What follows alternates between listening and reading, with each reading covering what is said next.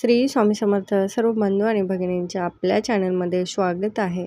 आजचा दिवस तुम्हाला आनंदाचा, सुख समृद्धीचा आणि भरभराटीचा जावो हीच स्वामी चरणी प्रार्थना. येत्या 20 सप्टेंबर 2025 वार शनिवार या दिवशी रात्री 12:16 अमावस्या सुरू होईल, तर 21 तारखेला उत्तर रात्री 1:23 हा काळ असणार आहे. तर उदय तिथी 21 सप्टेंबर रविवार या दिवशी आहे. यावर्षी सर्व पितृ अमावस्या या दिवशी सर्वार्थ सिद्धियोग व शुभ योग आहे. या दिवशी स्नान केल्यावर स्वच्छ पवित्र नदीच्या काठी आसन घालावे. मग हातात थोडे तांदूळ घेऊन सर्व पितरांचे स्मरण करून श्राद्ध करण्याचा संकल्प करावा. मग पाण्यात अक्षता टाकून देवांना अर्पित कराव्या आणि त्यानंतर पितरांच्या नावांनी तर्पण द्या. पितरांना तर्पण देताना पाण्यामध्ये काळे तीळ व पांढरी फुले घालून तर्पण द्या. तर्पण देताना अंगठ्याच्या बाजूंनी तर्पण द्या. एक थाळीमध्ये तर्पण द्या. तर्पण देताना पितरांचे नाव घेऊन 3 वेळेस तर्पण द्यावे व त्याचबरोबर ओम पितृभ्यो नमः या मंत्राचा जप करा.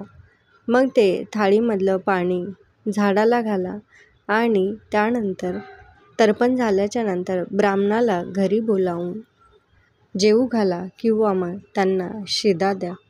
ज्यांना कोणाला 15 दिवसात पितृपक्षामध्ये काही कारणास्तव शुद्ध किंवा मासिक धर्म किंवा अन्य कारणाने तुम्हाला पितृ हे जेवू घालता आले नसतील तिथीला, तर त्यांनी सर्वांनी ह्या सर्व पितृ अमावस्येला आपले पितृ जेवू घालावे. भले मग काही जणांनी तिथीला जरी घातले असेल तर हुकलं चुकलं असेल क्षमा म्हणून सर्व पितृ अमावस्याच्या दिवशी कमीत कमी आपला साधा खीर पुरीचा नैवेद्य बनवून तो कावळ्याला आणि आपल्या पितरांना नक्की या दिवशी द्या. म्हणजे जो काय आपला पितृदोष असेल तो नक्कीच दूर होईल आणि आपल्या पितरांना मोक्षप्राप्ती होऊन त्यांचा आपल्याला आशीर्वाद मिळेल आणि आपला जो काही पितृदोष असेल तो नक्की दूर होईल आणि आपल्या घरात सुख समृद्धी आणि भरभराटी होईल. तर हा पितृपक्षाचा 15 दिवसातील शेवटचा दिवस आहे. तर या दिवशी संध्याकाळच्या वेळेला आपल्याला पिंपळाचं झाड असेल तर पिंपळाच्या झाडाजवळ आपल्याला एक मोहरीच्या तेलाचा दिवा लावायचा आहे. तर संध्याकाळच्या वेळेस कमीत कमी म्हणजे साधारण सायंकाळी 6 वाजता आणि 7च्या अगोदर आपल्याला हा दिवा प्रज्वलित करायचा आहे. तर आपल्याला यासाठी मोहरीचं तेल, एक वात आणि एखादी पंती असेल तर ती पंती आपल्याला दक्षिणेकडे तोंड करून पितरांना स्मरून त्या पिंपळाच्या झाडाजवळ आपल्याला तो दिवा प्रज्वलित करायचा आहे. कारण पिंपळाच्या झाडामध्ये आपलं पितृंचं वात्सव असतं म्हणून आपल्याला इथे पिंपळाच्या झाडाला दिवा प्रज्वलित करायचा आहे. आणि या दिवशी शक्य होईल